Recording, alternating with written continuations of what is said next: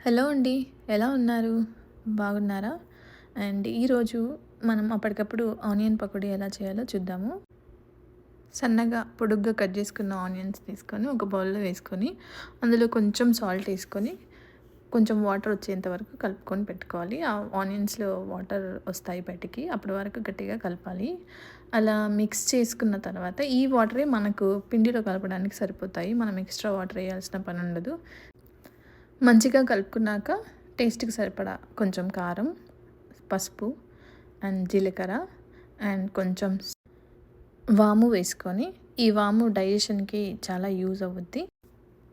And కొన్ని green chillies, తర్వాత కొంచెం అల్లం పేస్ట్ వేసుకొని కలుపుకొని పెట్టుకుందాం. ఇవన్నీ బాగా కలిసేలా మిక్స్ చేసుకోవాలి. అండ్ అన్ని ఆనియన్స్‌కి అంతా ఈ కారం, ఉప్పు, జీలకర్ర, అల్లం పేస్ట్, పసుపు ఇవన్నీ వేసుకున్నాం కదా! ఇవన్నీ ఆనియన్స్‌కి బాగా పట్టేలా మిక్స్ చేసుకోవాలి అండి.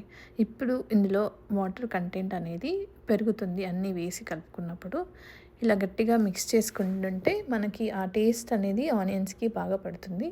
ఇప్పుడు ఇందులోనే కొంచెం శనగపిండి, కొంచెం శనగపిండి అండ్ ఎంత పడుతుందో దానికి తగ్గట్టుగా, నేనేం ఎగ్జాక్ట్ మెజర్స్ ఏం తీసుకోలేదు. సో, మనం అలా తీసుకున్న ఆనియన్స్‌ని బట్టి పిండి తీసుకున్నాను.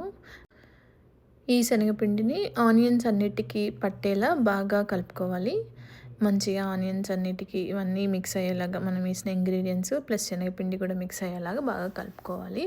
అండ్ దెన్ తర్వాత నేను కొంచెం క్రిస్పీనెస్ రావడానికి కొంచెం బియ్యం పిండిని యాడ్ చేశానండి.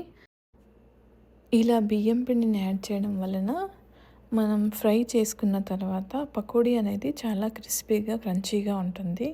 సో, ఇలా మనం కొంచెం బియ్యం పిండిని యాడ్ చేసుకొని, ఈ బియ్యం పిండిని కూడా మొత్తం కలిసేలాగా మిక్స్ చేసుకోవాలి. అండ్ ఇందులో నేను కొంచెం ఆయిల్ కూడా కలుపుకొని పెట్టుకుంటున్నాను. ఆయిల్ కలపడం వల్ల మనకి సాఫ్ట్‌నెస్ అనేది యాడ్ అవుతుంది. సో, ఇలా మొత్తం అన్నీ మంచిగా స్పైసెస్, శనగపిండి, బియ్యం పిండి అన్నీ కలిసేలాగా కలుపుకొని పక్కన పెట్టుకుందాం. అండ్ మర్చిపోయానండోయ్ కరివేపాకు వేయడం వల్ల చాలా బాగుంటుంది పకోడీ. సో, ఇలా అన్నీ వేసేసి మంచిగా కలుపుకొని పక్కన పెట్టుకుందాము. అండ్ ఇలా కలుపుకొని పక్కన పెట్టుకున్న తర్వాత ఒక ప్యాన్ తీసుకొని అందులో మన డీప్ ఫ్రైకి సరిపడేంత ఆయిల్ పోసుకొని వేడి చేసుకుందాం.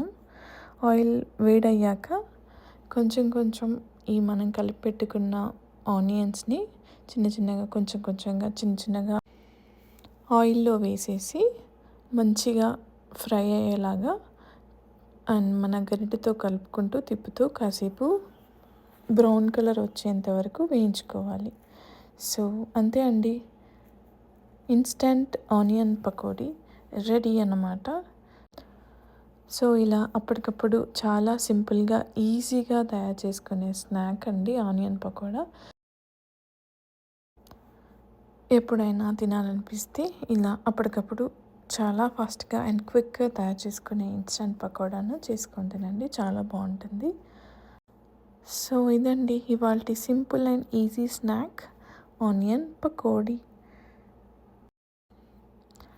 Keep watching and do like, share and subscribe to Mamata Vlogs. Thank you so much.